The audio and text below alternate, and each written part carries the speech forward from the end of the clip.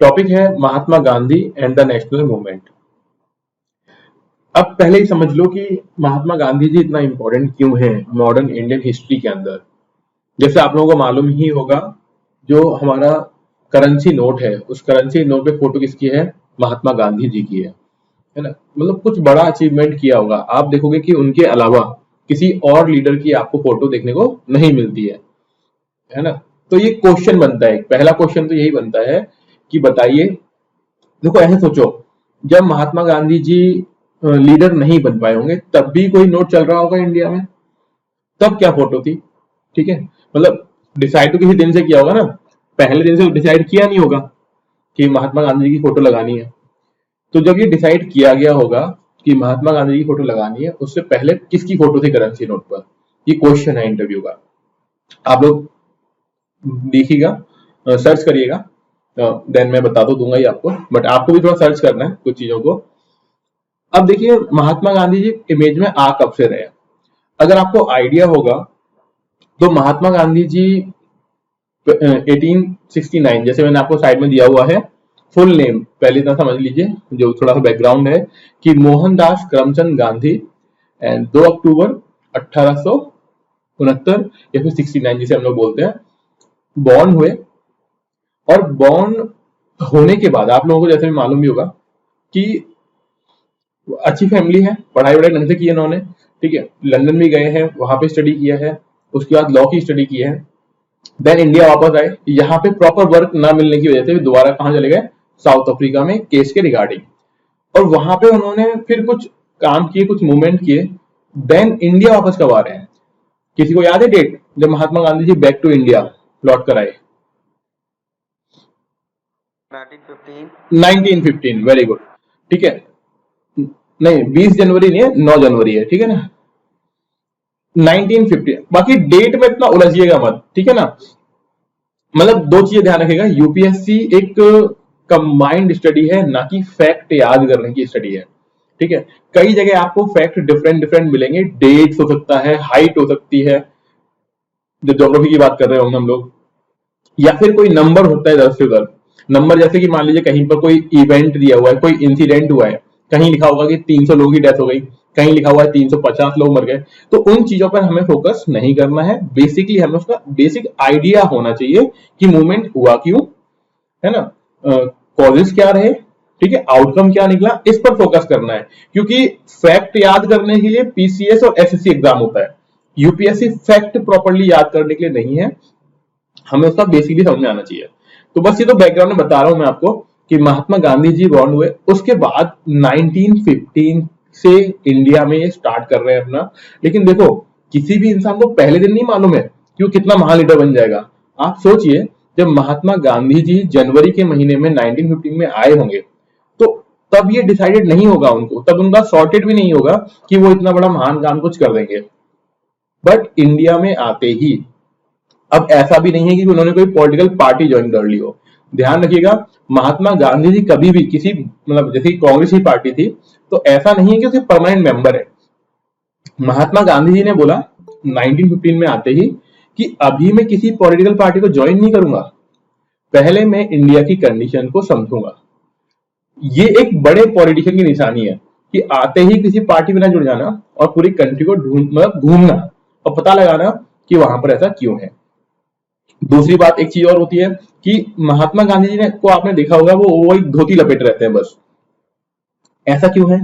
जब वो इंडिया में घूमे, डेफिनेटली वो रिच थे ही पहले से भी, तो जब उन्होंने देखा कि पॉवर्टी बहुत ज्यादा है इंडिया में, तो उन्होंने बोला जब तक हर एक पर्सन के पास जो इंडिया का है उसके कपड़े नहीं होंगे तब तक वो ऐसे ही रहेंगे। तो आपको मालूम ही है इंडिया की हालत कैसी थी, तब लिटरेसी बहुत ही कम है, पॉवर्टी बहुत ज्यादा है, पर कैपिटा इनकम बहुत ही कम है ना। इंडिया के इंडिपेंडेंस के टाइम की अगर हम बात करते हैं तो उस टाइम की बात हो रही है। तो यहाँ पे बता क्या रखा है, ये बैकग्राउंड क्या है? बैकग्राउंड ये है कि जब दुनिया में फर्स्ट वर्ल्ड वॉर चल रही थी, ठीक है, आप ध्यान दीजिएगा, दुनिया में जब फर्स्ट वर्ल्ड वॉर चल रही थी तो दिक्कत क्या आती है? जब कभी भी वॉर होती है तो दिक्कत क्या है उसके अंदर? हार्डशिप। हार्डशिप का मीनिंग क्या होता है?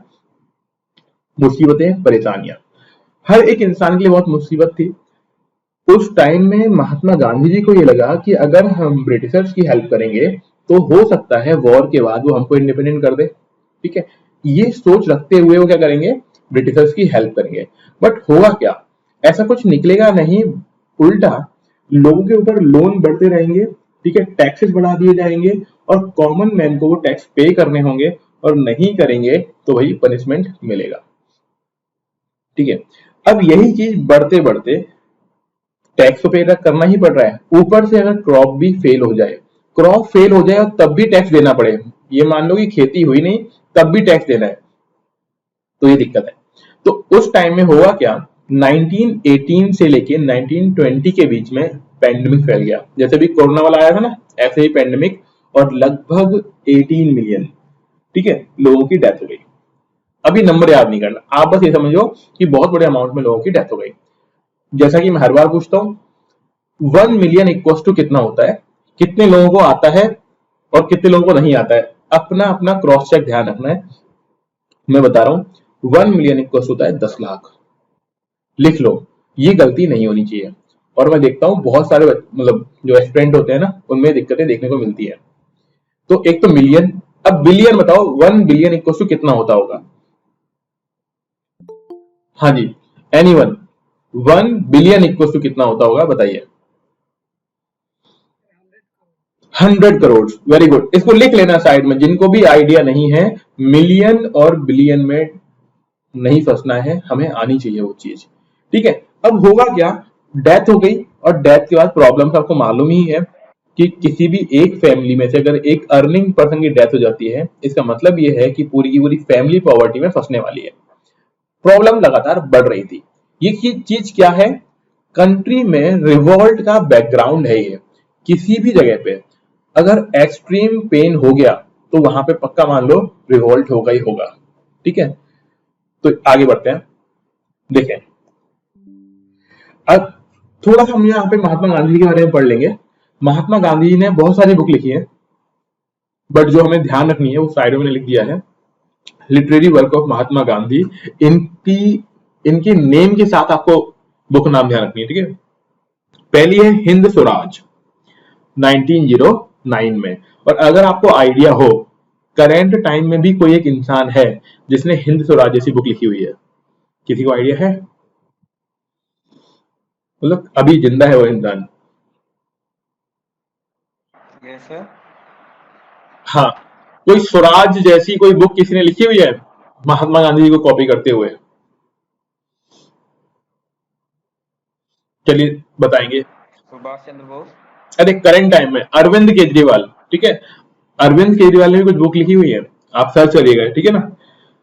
अगला है इंडियन होम रूल नाम से बुक 1910 में। ठीक है, sermon of the sea, the American edition of Hind Swaraj. ये हिंद स्वराज का ही क्या है, अमेरिकन एडिशन है, जो कि 1924 में मतलब प्रिंट किया गया था। अगला देखिए, ये दक्षिण अफ्रीका के अंदर जो सत्याग्रह इतिहास, यानी सत्याग्रह इन साउथ अफ्रीका, क्योंकि सबसे पहले कहां पे मूवमेंट किया गांधी जी ने, साउथ अफ्रीका के अंदर। ठीक है, वहां के मूवमेंट, वहां के इतिहास के बारे में लिखा गया इस बुक में। और सबसे फेमस बुक जिसे हम लोग बोलते हैं ऑटोबायोग्राफी ऑफ महात्मा गांधी। ठीक है, तो वो क्या है, यहाँ पे है the story of my experiment with truth, और अगर हिंदी में तो सत्या प्रयोगो अथवा आत्मकथा। ये मैंने नेट से लिया है, वहां पे ऐसा ही लिखा हुआ था। ठीक है, इंग्लिश में आपको ध्यान रखना है the story of my experiment with truth, यानी सत्य के साथ मेरे प्रयोग। हाँ, सत्य के साथ मेरे प्रयोग। हाँ हाँ, मैं बता दूंगा, है ना, दोनों बता देंगे अपन, बस आप सुनिएगा, है ना। सत्य के साथ मेरे प्रयोग अनुप्रयोग एक ही बात है। अब हुआ क्या, देखो इतनी सारी प्रॉब्लम्स है, ध्यान ही रखिएगा, जब बहुत ज्यादा प्रॉब्लम हो ना, तभी किसी के उभर के आने का, लीडर बनने का मौका मिलता है। अगर मान लीजिए कि किसी भी फैमिली में बहुत प्रॉब्लम है ना, तो मान लो चांसेस हैं आप हीरो बन सकते हो अपनी फैमिली के। ऐसे ही सोसाइटी में दिक्कत है, आप सोसाइटी के लीडर बन सकते हो। कंट्री में दिक्कत है, कंट्री के लीडर बन सकते हो। और यहाँ पे क्या है, पूरी कंट्री स्ट्रगल कर रही है, और तब महात्मा गांधी जी एक उम्मीद लेके आते हैं। अब ऐसा समझो, कोई इंसान बहुत कुछ पढ़ ले तो वो इन चीजों को समझ पाएगा। जैसे आपने पढ़ा होगा, मैंने वैसे जिन लोगों को पढ़ा है उन लोगों को आइडिया होगा, फ्रेंच रेवोल्यूशन पढ़ा होगा आप लोगों ने, पढ़ा है किसी ने? एनसीईआरटी का थोड़ा बहुत आइडिया है? ठीक है, नहीं? Yes sir. हाँ, जिन्होंने पढ़ा होगा उनको मालूम होगा। वो फ्रेंच रेवोल्यूशन में नेपोलियन, आपने नाम सुना होगा, है ना? अब नेपोलियन नेपोलियन कैसे बन पा रहा है? ऐसे नहीं कि उसने शुरुआत से कोई काम किया, नहीं, कंट्री में प्रॉब्लम बहुत ज्यादा है। जब प्रॉब्लम बहुत ज्यादा होती है तब एक इंसान बोलता है कि भाई तुम्हारी प्रॉब्लम को दूर कर देंगे, और लोग उस पर भरोसा कर लेते हैं, और तब वो जाके क्या बन जाएगा? लीडर बन जाएगा। ठीक है, तो ऐसे ही यहाँ पर जो मोहनदास करमचंद गांधी जी हैं, इनको पॉपुलरली बापू बोलते हैं। ये देखेंगे कि बहुत ज्यादा प्रॉब्लम्स हैं, और इन्हीं प्रॉब्लम्स को दूर करने के लिए ये मूवमेंट करेंगे, और एक बहुत बड़े लीडर निकल के आएंगे सामने। और क्योंकि 1915 से लेके इंडिया के इंडिपेंडेंस तक हमेशा सेंटर में महात्मा गांधी जी रहे, इसीलिए इस टाइम को हम बोलते हैं गांधीयन एरा, यानी गांधी जी का समय। तो पूछ लेते हैं कई बार कि इसको हम लोग गांधीयन एरा क्यों बोल रहे हैं? क्योंकि कोई भी इवेंट हो रहा है, कोई भी इंसिडेंट हो रहा है, कोई मूवमेंट है, वहां पे एक बड़ा रोल किनका होगा? गांधी जी का होगा। इसीलिए 1915 से लेके 1948 वाले टाइम को हम लोग क्या बोलते हैं? Gandhian era. क्लियर? यहां तक कोई दिक्कत? आगे देखिए, अब थोड़ा स्टार्टिंग की बात कर लेते हैं, और ये एक्चुअल फोटो है, और मेरा बहुत इंटरेस्ट रहता है किसी भी बच्चे को देखकर समझना कि यार इसने कभी सोचा होगा इतना बड़ा इंसान बन जाएगा, है ना? मैं ऐसे देखता रहता हूँ, तो आप लोग भी इन फोटोज को देखिए। और ये अर्ली फोटोज हैं, बहुत छोटा बच्चा, मतलब मेरे हिसाब से शायद 10-12 साल का, फिर 15-16 साल के आसपास, फिर 30 साल के आसपास की फोटो है ये। तो अब ये समझो कि कोई भी चीज धीमे धीमे इवॉल्व होती है ना? जैसे हम यहाँ पे देख रहे हैं कि नॉर्मल चाइल्ड है, तो अर्ली लाइफ के बारे में थोड़ी सी बात कर लेते हैं। हमको मालूम ही है कि बॉर्न कब हो रहे हैं? बॉर्न हो रहे हैं 1869, सॉरी, ठीक है, बॉर्न कब है? 1869, पोरबंदर, ये सब बचपन से पढ़ा हुआ है हम लोगों ने ना, मैं बस जस्ट रिकॉल करा रहा हूँ। पोरबंदर काठियावाड़ डिस्ट्रिक्ट है गुजरात के अंदर, उनके फादर दीवान थे राजकोट स्टेट के अंदर। ठीक है, 1888 में वो इंग्लैंड गए लॉ की स्टडी करने के लिए। ठीक है, ये सब कहानियां आप लोगों ने सुनी ही होंगी, है ना? फिर वापस लौटते हैं इंडिया, फिर यहाँ पे प्रैक्टिस करते हैं, और अपनी कंट्री में तो आप लोगों को मालूम ही है अनएम्प्लॉयमेंट की हालत क्या है। तो from 1893 to 1914 he practised law in South Africa. ठीक है, 1893 से 1914 तक कहां पे प्रैक्टिस करेंगे? साउथ अफ्रीका में करेंगे। And in South Africa on a journey by train from Durban to Pretoria, ये वही जर्नी है जिसके बारे में हम लोग हमेशा बात करते हैं कि इनको जबरदस्ती उनकी ट्रेन से, जहां पर उनके पास वैलिड टिकट थी, तब भी उतार दिया गया, और यहाँ पे मूवमेंट इकट्ठा, मतलब यहाँ से स्टार्ट हो रहा है। तो ये एक बहुत बड़े इंसिडेंट की छोटी स्टार्टिंग है। अगर कोई पूछे कि महात्मा गांधी जी का मूवमेंट करने का मन बना कहां से होगा, यहां से बन गया, ये स्टार्टिंग पॉइंट है। अब सोचो अगर उस बंदे ने नहीं निकाला होता ना इनको, तो महात्मा गांधी जी मतलब मोहनदास जी महात्मा गांधी जी बन नहीं पाते। यहां गलती कर गया छोटी सी, और मतलब वो पर्सन जिसे निकाल दिया, और इसकी वजह से अगला इंसान अपनी कंट्री से निकाल दिया उन लोगों को। ठीक है, तो ये पूछा जाता है कि वो स्टार्टिंग पॉइंट कहां पर है जहां से गांधी जी ने सोचा होगा कि मूवमेंट या फिर कुछ इसके अगेंस्ट फाइट करनी है, तो वो स्टार्टिंग पॉइंट यहां पर है। देन नेक्स्ट, ठीक है, ये क्लब मीन्स वो सब आपने सुना ही है। ठीक है, तो Gandhi ji soon became the leader of the struggle for justice in South Africa, और जब उनको मालूम पड़ा कि इनजस्टिस हो रहा है इंडियंस के साथ और बाकी कलर्ड पीपल के साथ, तो उन्होंने बोला कि कुछ करते हैं, तो वही इन्होंने मूवमेंट कर दिया। और गांधी जी की साइकोलॉजी हम लोग थोड़ी देर में समझेंगे कि साइकोलॉजी क्या है उनकी। During 1893 to 1914 he was engaged in a heroic struggle against the racist authorities। Racist कौन होते हैं? जो on the basis of skin colour differentiate करते हैं लोगों के बीच में। हीरोइक स्ट्रगल क्या, लीडर बन गए, वो बोलते हैं हम करवाएंगे, है ना, इक्वलिटी हम दिलवाएंगे, तो इस तरीके से। और वहां पर ये फॉर्म करते हैं नटाल इंडियन कांग्रेस। यूपीएससी में एक बार पूछा जा चुका है, माफ कर लीजिएगा, नटाल इंडियन कांग्रेस कहां पे बनाया गया था? लगता है हम लोगों को कि नटाल इंडियन कांग्रेस है, इंडिया में बनाया गया होगा, गलत, ठीक है, इंडिया में नहीं, साउथ अफ्रीका के अंदर। मोटिव क्या है? मोटिव है कलर्ड पीपल्स को और ब्लैक पीपल्स को जस्टिस दिलाना और स्ट्रगल करना है। जैसे आपने साउथ अफ्रीका के बारे में पढ़ा होगा, साउथ अफ्रीका में एक पर्सन थे नेल्सन मंडेला, उनको 28 साल जेल में रखा गया, ठीक, 28 साल जेल से बाहर निकले। एक आम इंसान होगा तो क्या सोचेगा कि यार 28 साल जेल में निकल गया तो जिंदगी खत्म, नहीं, वो बाहर निकले और प्रेसिडेंट बनते हैं कंट्री के। वैसे ही महात्मा गांधी जी हैं, वहां पे स्ट्रगल करेंगे और हर बार ये मान लीजिए जितनी पब्लिक जितनी भी इनकी डिमांड्स होंगी, फुल नहीं तो थोड़ा बहुत तो इनको अपनी डिमांड में हेल्प यानी बोल सकते हैं कि अप्रूवल मिल ही जाएगा कि हाँ आप ऐसा कर सकते हैं, और उससे मोटिवेशन डेवलप होगा इनका, ठीक है। तो यहाँ पे जो एक्ट है वो एक्ट रिपील कर दिया जाएगा। रिपील का मतलब ये होता है हटा देना। ब्रिटिशर्स क्या करेंगे? चेंजेस करेंगे, ठीक है, अपने एक्ट के अंदर 1914 तक, है ना, मतलब 1914 से जितने भी खराब एक्ट थे खत्म, हटा दिए गए। अब वहां पे काम खत्म। देखिए यहां पर, क्योंकि मुद्दा क्या था, अनजस्टिस हो रही थी कलर्ड पीपल के साथ। महात्मा गांधी जी ने पब्लिक के साथ मिलकर मूवमेंट करे और वहां पे क्या हो गया, गवर्नमेंट सुधर गई या फिर गवर्नमेंट ने अपने कॉन्स्टिट्यूशन में चेंज कर दिया। अब वहां पे कोई काम बचा नहीं था और जिस केस के लिए गए थे ये, वो केस भी निपट गया था। तो 1914 के अंदर मतलब टाइम में इनका काम वहां पे खत्म। लेकिन वहां पे इन्होंने कुछ टेक्निक सीख गए ये लोग। तो अब टेक्निक क्या है, जैसे कि मैं बता दूं आपको, जैसे मोस्टली होता है, आपने देखा होगा, कभी भी पुलिस से कोई पंगा नहीं लेता है ना, पुलिस से कभी भी कोई लड़ाई नहीं करता है ना, जो बात बोलते हैं मान लेते हैं। क्यों? क्या कारण है पुलिस के साथ पंगा नहीं लेने का, फिर मारपीट नहीं करने का? तो जैसे मैंने पहले बताया होगा क्लासेस के अंदर कि जब पुलिस से आप लड़ाई करते हैं तो पुलिस है गवर्नमेंट की, और गवर्नमेंट यानी आप अगर पुलिस पे हमला करते हैं तो यानी गवर्नमेंट पे हमला करते हैं, और गवर्नमेंट पावरफुल है अल्टीमेट, क्योंकि उस कंट्री में सबसे पावरफुल चीज ही क्या है, वो गवर्नमेंट। और उस गवर्नमेंट के पास हर वो चीज है कि अगर वो अपने पे आ जाए तो सामने उसे जीत जाएगी। अब सेम चीज सोचो ब्रिटिशर्स के रिगार्डिंग। उस टाइम गवर्नमेंट कौन है? ब्रिटिशर्स। परेशान कौन है? इंडियंस। अगर ब्रिटिशर्स से डायरेक्ट फाइट की तो उस टाइम जैसे आपको मालूम ही होगा, ब्रिटिशर्स सबसे पावरफुल एक तरीके से कम्युनिटी मान लीजिए और कंट्री मान लीजिए ब्रिटिश कि उनका एम्पायर फैला हुआ है दुनिया के बहुत सारी कंट्रीज में, तो उनसे डायरेक्ट फाइट तो आप कर नहीं सकते। और ये बात गांधी जी शुरुआत में ही समझ गए। तो उन्होंने पहला जो मोटिव अपनाया वो अपनाया भैया नॉन वायलेंस। नॉन वायलेंट या नॉन वायलेंस का मतलब क्या है?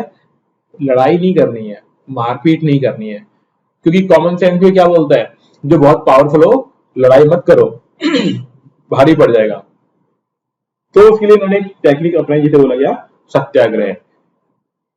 सामने वाले से बोलना है कि भैया गलत कर रहे हो, वो थप्पड़ मार दे, चुपचाप सुन लो, फिर बोलो भैया गलत कर रहे हो।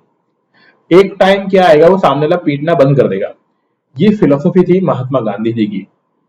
वो ये बोलते हैं कि हमें सामने वाले के हार्ट को यानी दिल को परिवर्तित करना है, वो अपने आप ही समझ जाए कि गलत कर रहा है और फिर वो सुधर जाए। तो एक टेक्निक उन्होंने अपनाई और साथ ही उन्होंने बोला हमें ट्रुथ को फॉलो करना है, सत्य को, क्योंकि ट्रुथ जहां पे है और नॉन वायलेंस जहां पर है वहां पे डेफिनेटली क्या मिल जाएगा, अल्टीमेटली सफलता मिली जाएगी। तो ये टेक्निक है सत्याग्रह, ट्रुथ, नॉन वायलेंस, ठीक है। आगे देखिए, अब गांधी रिटर्न टू इंडिया जनवरी 1915 और अगले 4 इयर्स तक, next 4 year in studying the Indian situation. अगले 4 सालों तक वो इंडिया में इंडियंस की सिचुएशन को समझेंगे कि भाई लोग चल क्या रहे हैं यहाँ पे, और इसी बीच में उन्हें कुछ मौके मिलेंगे जहां पे वो मूवमेंट करेंगे। तो एक है चंपारण, ठीक है, एक है खेड़ा, ठीक है, और एक है अहमदाबाद मूवमेंट। 3 मूवमेंट है, एनसीईआरटी में गिवन है, आप आराम से पढ़िएगा। 1917 एंड 1918, 1918 2 मूवमेंट। ईयर में कंफ्यूज मत होइएगा, पुरानी एनसीईआरटी पढ़ोगे 16, 17, 18 गिवन है, नई वाली एनसीईआरटी पढ़ोगे तो 1917 एंड 1918 गिवन है, ठीक है। आगे देखिए, अब यहां पे हम बात करेंगे Gandhi ji method and direction.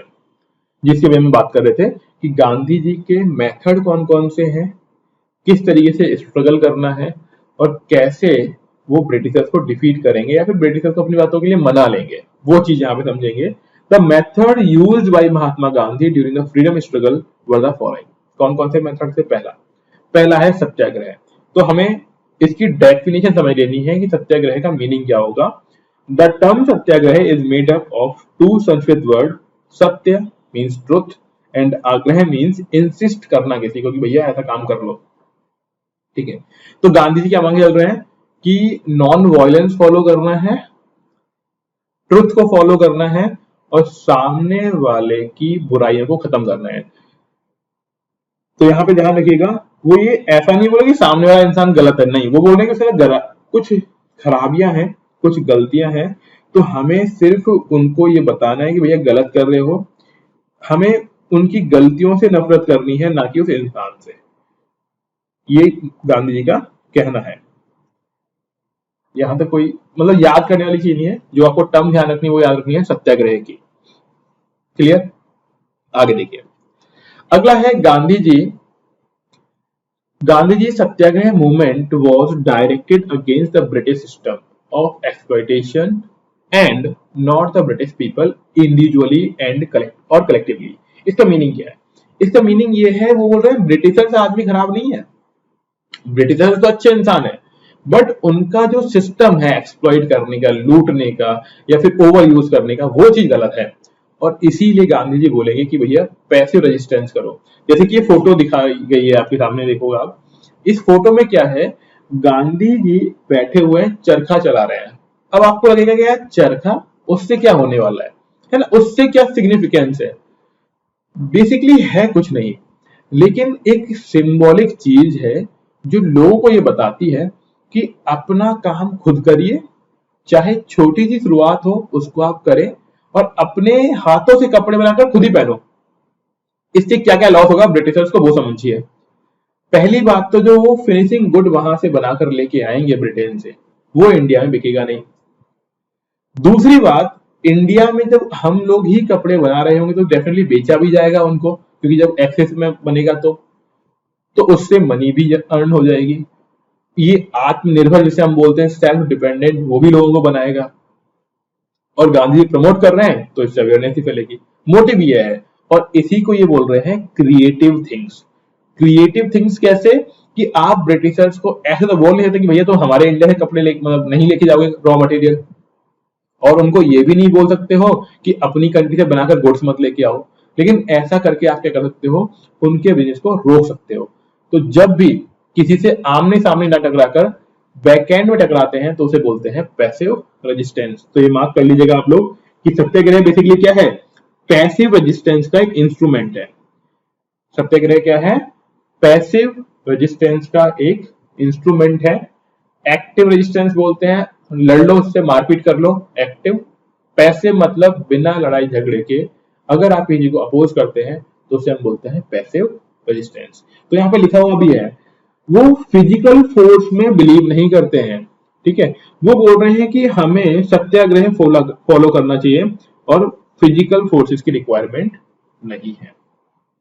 ये फोटो सिर्फ इसलिए कि आपको थोड़ा पिक्चर देख के थोड़ा याद रहे चीजें, इसलिए फोटो डाली हुई है। आपको डेफिनेटली थ्योरी ही लिखनी होगी, बस आप थोड़ा सा याद रखिएगा इस चीजों से, तो थोड़ा क्लिक करेगा दिमाग में कि हाँ यार वहां पढ़ा था हमने, इसलिए फोटो डाली गई है। अगली चीज देखिए, अब डॉक्ट्रिन ऑफ नॉन वायलेंस मतलब बेसिकली है क्या, कॉन्सेप्ट क्या है। जैसे हमने न्यूटन का लॉ पढ़ा है, हमें मालूम है कि कोई भी फोर्स लगाएंगे तो उसका मतलब अपोजिट फोर्स हमारे पास आएगा, लेकिन एक्चुअल में है क्या, स्टेटमेंट क्या है वो देखिए। तो ये फर्स्ट पैराग्राफ जो है वो आपको याद कर लेना है। जब भी कभी पूछे कोई कि नॉन वायलेंस क्या है तो बस ये टिका दिया, ठीक है।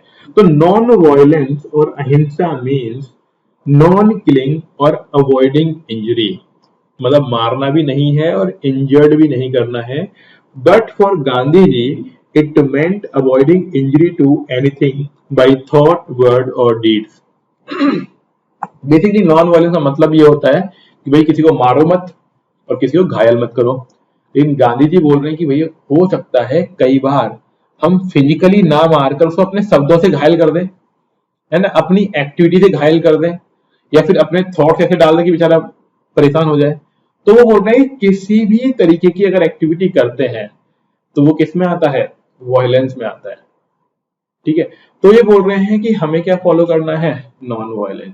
अब यहाँ पर इसको कैसे घुमाएंगे ये ध्यान रखिएगा, क्योंकि एक बड़ा पॉलिटिशियन क्या होता है कि चीजों को कैसे घुमा देगा वो देखिए। According to Gandhi ji, non violence is not a negative but a positive and active force. देखो चीजें कैसे चेंज हो रही है। बोल रहे हैं कि नॉन वायलेंस जो है ना, नेगेटिव नहीं है, ये एक पॉजिटिव फोर्स है। It is the virtue of the strong which requires benevolence and sympathy. इसका मतलब क्या है कि ये वो चीज है, इतनी स्ट्रॉन्ग चीज है जिसके लिए आपको सिंपैथी चाहिए होगी और बेनेवोलेंस चाहिए होगा। क्या मीनिंग होता है इसका, कितने लोग जानते हैं? हाँ जी, हिंदी में क्या बोलेंगे इसको?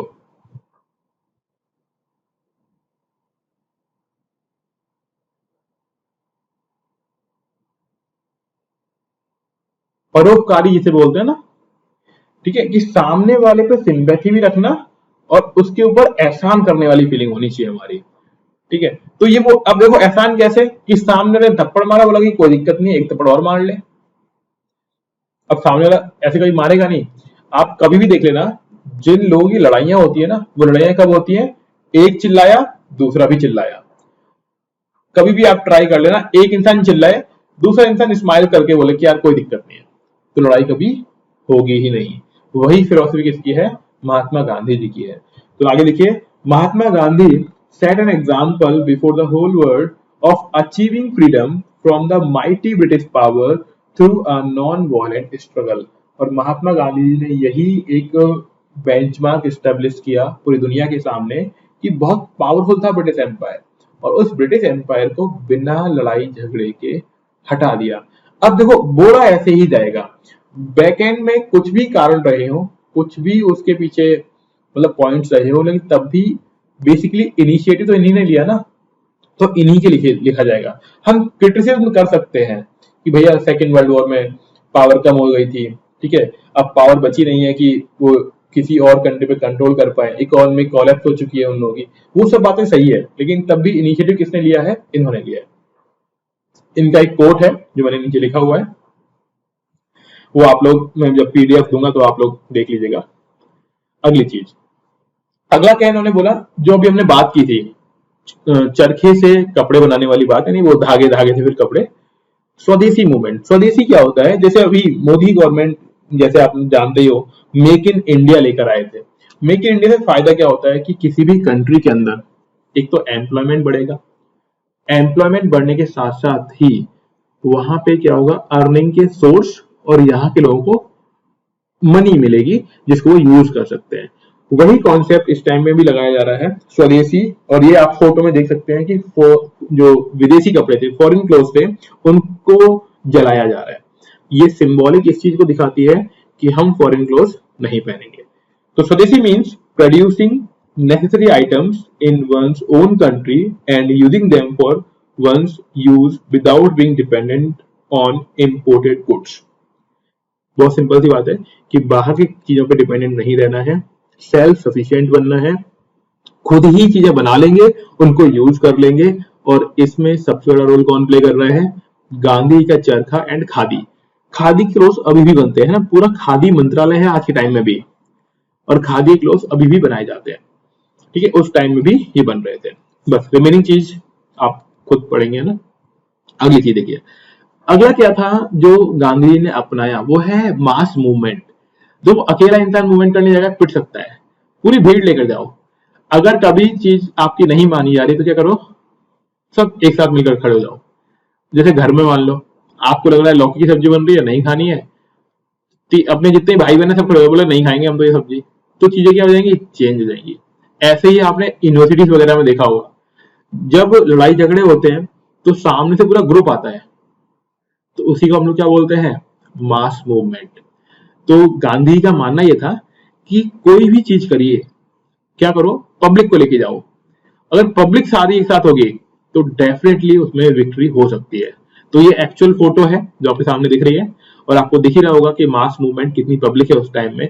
और मास मूवमेंट का मतलब ये है कि पब्लिक अपने बीच के जो कास्ट के डिफरेंस है, रिलीजन के डिफरेंस है, अलग अलग एरियाज के जो डिफरेंस है, उनको भूल चुकी है।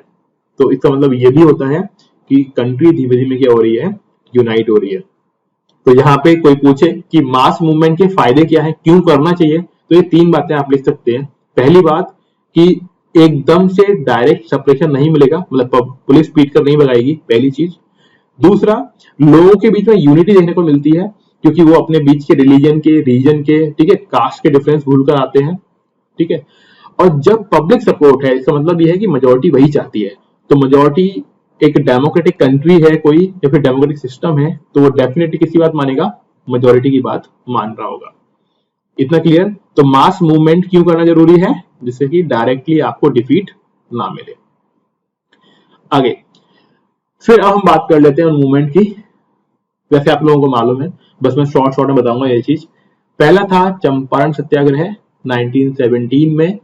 चंपारण वो जगह है जहां पे मूवमेंट किया गया, उसी के नाम पर इसका नाम रखा गया चंपारण सत्याग्रह। चंपारण कहां पर है, बिहार में है। क्या दिक्कत थी, इंडिगो कल्टीवेटर्स, इंडिगो मतलब नील की खेती करने वाले, यानी कलर। वो जो लोग थे, ठीक है, उनको ये बोला जा रहा था कि आपको 3/20 पार्ट पर आपको इंडिगो क्रॉप करनी होगी। ये पार्ट लिख लीजिएगा, ग्रो इंडिगो ऑन 3/20 पार्ट। इसे बोला गया 3 कठिया सिस्टम, ठीक है। 3 कठिया यूनिट होती, मतलब एक तरीके से वो बात बोल सकते हैं कि 1/3, इस तरीके से 3 कठिया सिस्टम बोला जाता है। उस पर आपको इंडिगो की क्रॉप करनी ही करनी है। अब इंडिगो में दिक्कत क्या है, दिक्कत यह है कि इंडिगो इंडियंस तो खरीदेंगे नहीं, क्योंकि उनको उससे कलर बनाना नहीं है, उससे कलर का यूज करना नहीं है। कलर बनाएगा कौन, ब्रिटिशर्स बनाएंगे। तो खरीदेगा कौन, ब्रिटिशर्स खरीदेंगे। रेट कौन डिसाइड करेगा, ब्रिटिशर्स करेंगे। तो दिक्कत ये थी कि जो भी इंडिगो ग्रो हो रहा था, उसे ब्रिटिशर्स अपनी कॉस्ट पे खरीद रहे थे, और इंडियन फार्मर्स को प्रॉब्लम थी। और प्रॉब्लम ये भी है कि मान लो किसी की अगर क्रॉप खराब हो गई, तो वो इंडिगो को खा भी नहीं पाएगा, क्योंकि इंडिगो क्या है, एक नॉन फूड क्रॉप है। तो कई बार ऐसा होता था कि कई फार्मर्स भूखों मरने की नौबत आ जाती थी उन लोगों की, क्योंकि उनके पास फूड ग्रेन नहीं थे। और इंडिगो में भी प्रॉफिट नहीं हो रहा है। क्यों नहीं हो रहा है, क्योंकि खरीदने वाले लोग कौन है, ब्रिटिशर्स, और वो अपनी प्राइस पर उसको खरीदेंगे। तो आपको 2 चीजें ध्यान रखनी है यहाँ पे। चंपारण बिहार में इंडिगो कल्टीवेटर्स का मुद्दा था, पहली चीज। दूसरा, सिस्टम क्या था वहां पे, 3/20 वाला सिस्टम चल रहा था, जिसे बोलते थे 3 कटिया सिस्टम। और डेफिनेटली गांधी जी बोलेंगे कि भाई थोड़ा रिलैक्सेशन दो इसमें, और उसके लिए मूवमेंट करेंगे, और मूवमेंट सफल भी रहेगा। इसीलिए हम लोग पढ़ रहे हैं, सफल रहा है ना। इस चीज को कम कर दिया गया, तो बोले ठीक है, जिनको करना है इंडिगो फार्मिंग को करें, बाकी लोग ना भी करें, कोई दिक्कत नहीं है। फिर है अहमदाबाद मिल वर्कर का इश्यू, जिसे बोला गया अहमदाबाद सत्याग्रह। यहां पे स्ट्राइक कर दी मिल वर्कर्स ने। क्यों कर दी स्ट्राइक, क्योंकि उन लोगों को अपनी सैलरी में, जिसे बोलते हैं वेजेस, उसमें हाइक चाहिए था। हाइक मतलब इंक्रीमेंट, और कंपनी उतनी हाइक दे नहीं रही थी। तो यहाँ पे क्या करेंगे ये लोग मिलकर, हंगर स्ट्राइक करेंगे, भूख हड़ताल। और ध्यान रखिएगा, ये भूख हड़ताल गांधी जी आगे भी करेंगे। तो यहाँ पर ही चेक कर रहे हैं ये चीजें कि क्या ये वर्क करती है नहीं करती है, ठीक है। तो यहाँ पे हंगर स्ट्राइक की जाएगी, और हंगर स्ट्राइक से गवर्नमेंट या मिल ओनर जो थे, मिल ओनर इनकी बात मान लेंगे, और 35% का इंक्रीज किया जाएगा। हालांकि डिमांड ज्यादा की थी, बट कोई नहीं, जितना मिल गया उतना पॉजिटिव है। तो आपको ध्यान रखना है, अहमदाबाद सत्याग्रह, मिल वर्कर का इश्यू, हंगर स्ट्राइक की गई, और 35% का वेजेस में इंक्रीमेंट हुआ। नेक्स्ट था खेड़ा सत्याग्रह। अब खेड़ा में दिक्कत क्या थी कि जो क्रॉप थी वो फेल हो गई थी फार्मर्स की। क्रॉप फेल होने के बाद भी गवर्नमेंट इनसे रेवेन्यू यानी टैक्स ले रही थी। अब बेचारे फार्मर गरीब, वैसे भी क्रॉप हुई नहीं, वो सोच रहे हैं कि यार टैक्स ना देना पड़े। जैसे कि मान लो किसी की इनकम हो ही ना, इनकम हो 1 लाख रुपए, उसे बोला जाए कि लाओ 2 लाख रुपए टैक्स निकाल के लेके दो, अब वो कैसे देगा। तो यहाँ पे क्रॉप फेल होने के बाद दिक्कत ये थी कि टैक्स कैसे दिया जाए, और ब्रिटिशर्स इनको पीट रहे थे, या तो टैक्स दो, नहीं तो पिटाई करना, उनका सामान ले जाना, है ना, कैटल्स वगैरह ले जाना, ये सब कुछ चल रहा था। तब जाके खेड़ा में ये मूवमेंट करेंगे और ब्रिटिशर्स इनकी बात मान जाएंगे।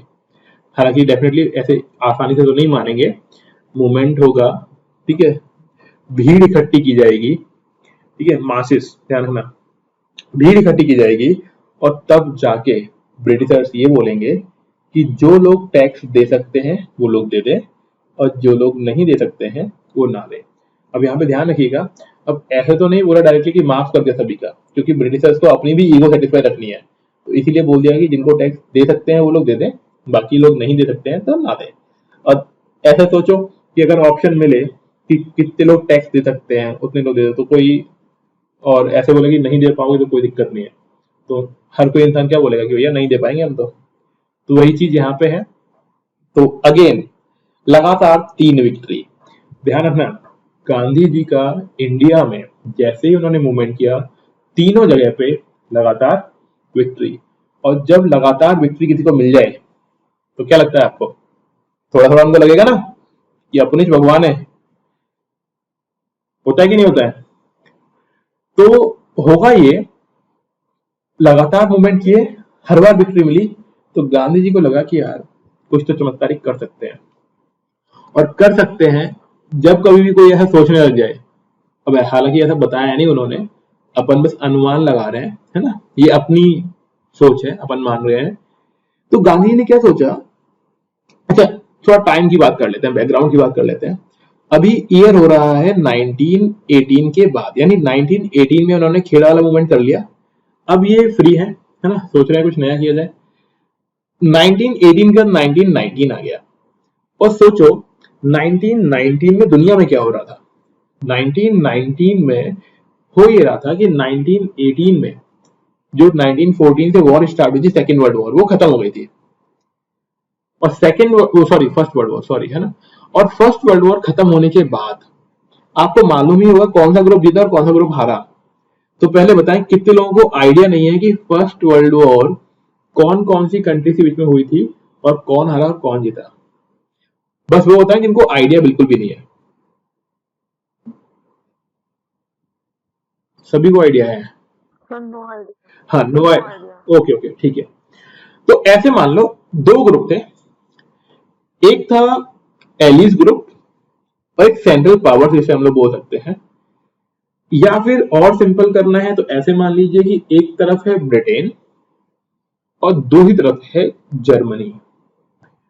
और इस ग्रुप में हालांकि जीत गए हैं ब्रिटिश और डिफीट हो गई है जर्मनी की, लेकिन तब भी जब वॉर होता है ना तो लॉस दोनों ही जगह से होता है।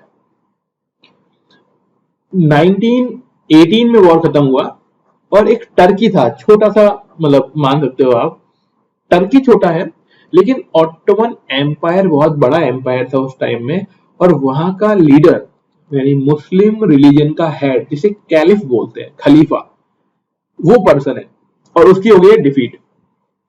ठीक है, तो ये भी आगे कनेक्ट होगा, मैं आपको समझा देता हूँ कि खिलाफत रॉन्ग क्या था। खिलाफत का इशू क्या है कि मुस्लिम रिलीजन का हेड जो है, जैसे खलीफा, कैलिफ बोलते हैं, और उस टाइम जो कैलिफ यानी खलीफा था उसका नाम था कमाल पासा।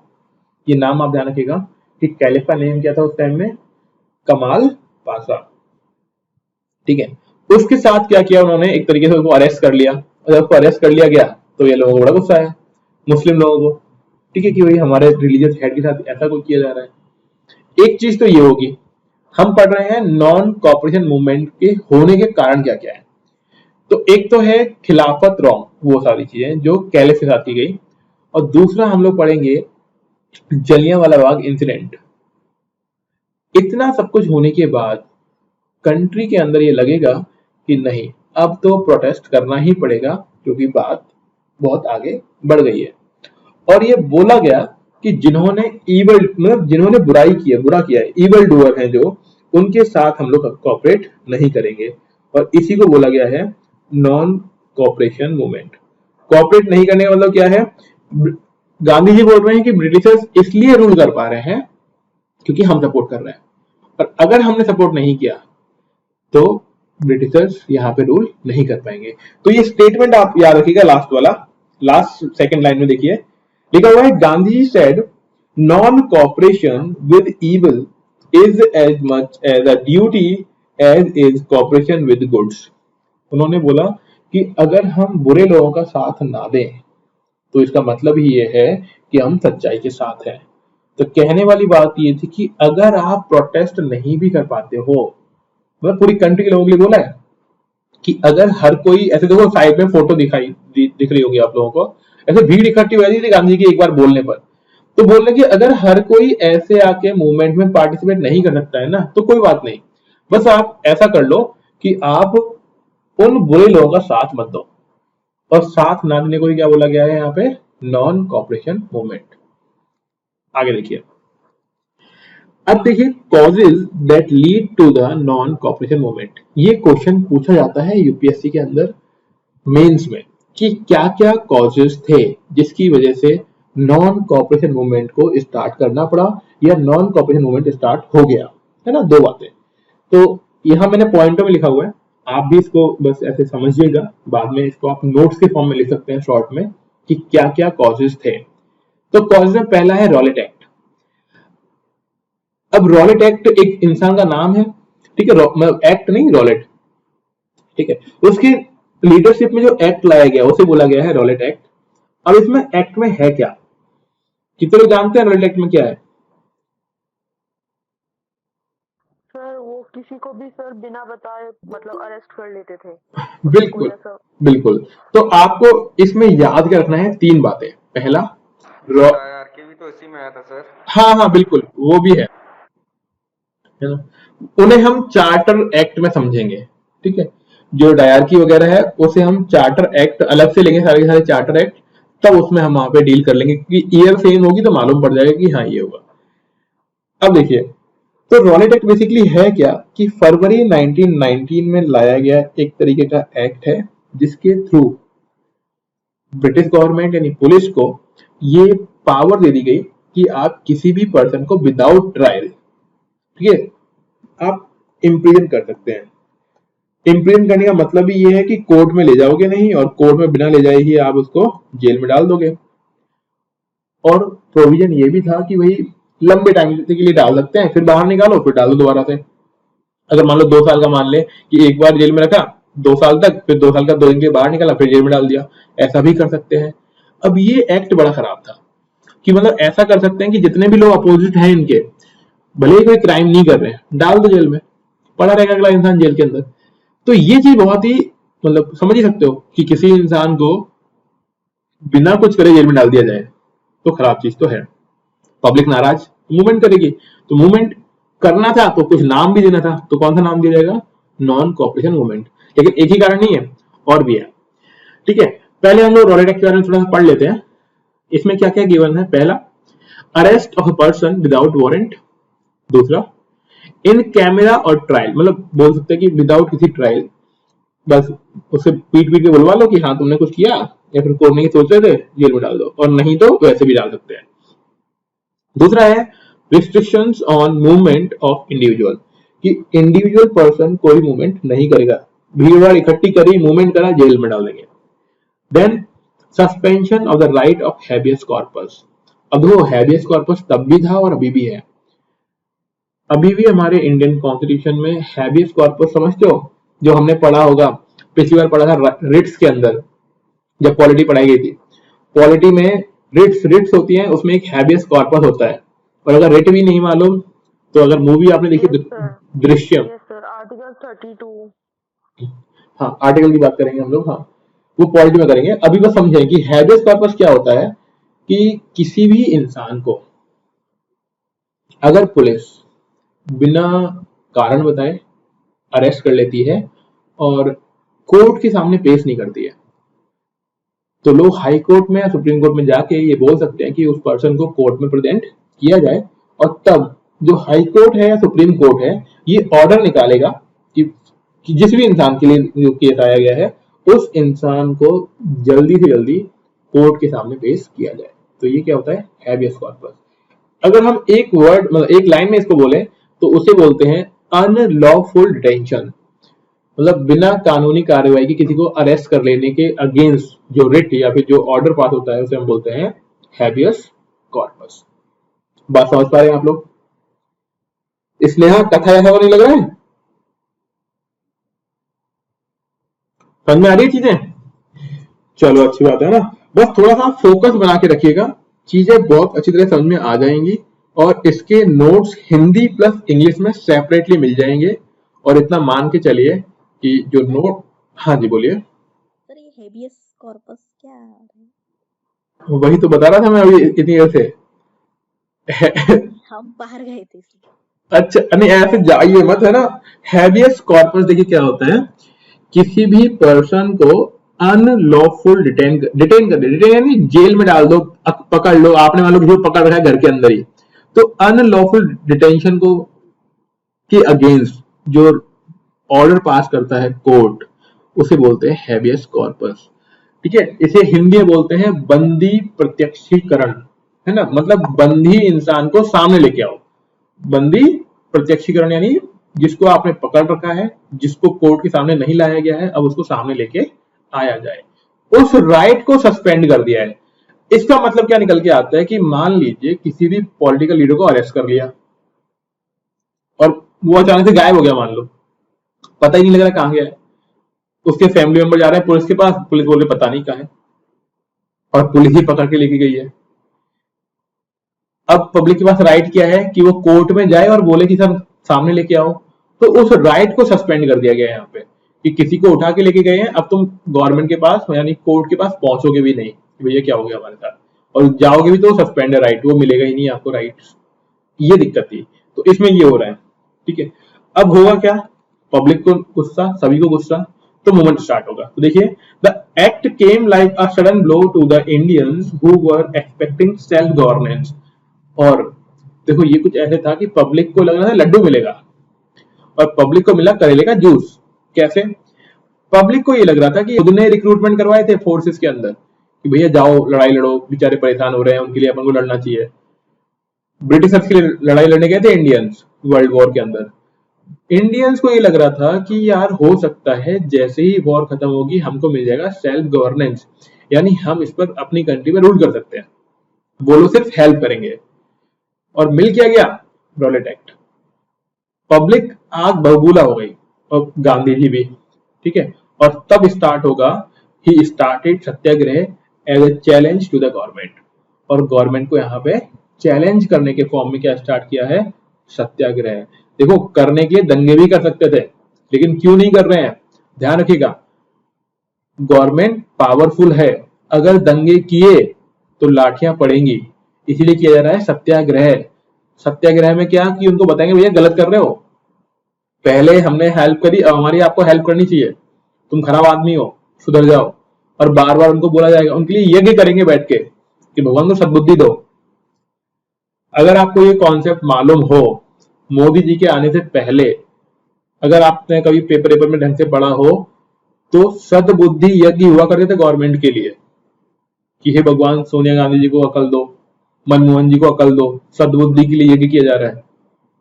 नोटिस किया किसी ने कहीं पेपर में पढ़ा था ऐसा कुछ?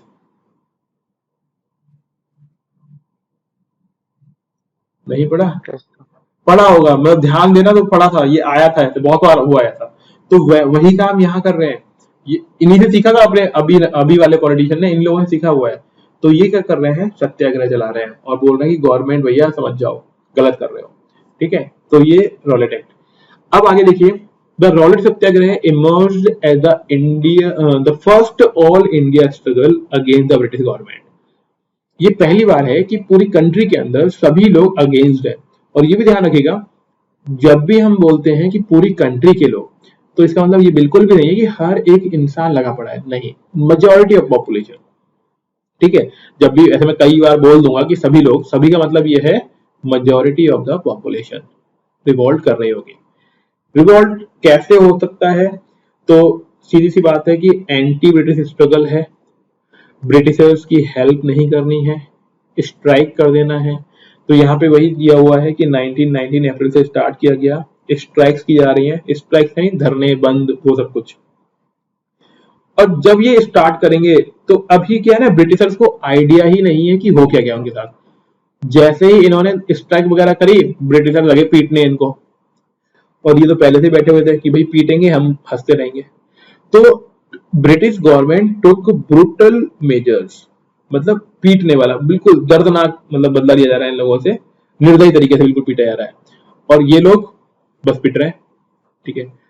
और यहीं पे जलियांवाला बाग मैसेकर का भी इंसिडेंट होता है 13 अप्रैल 1919 को।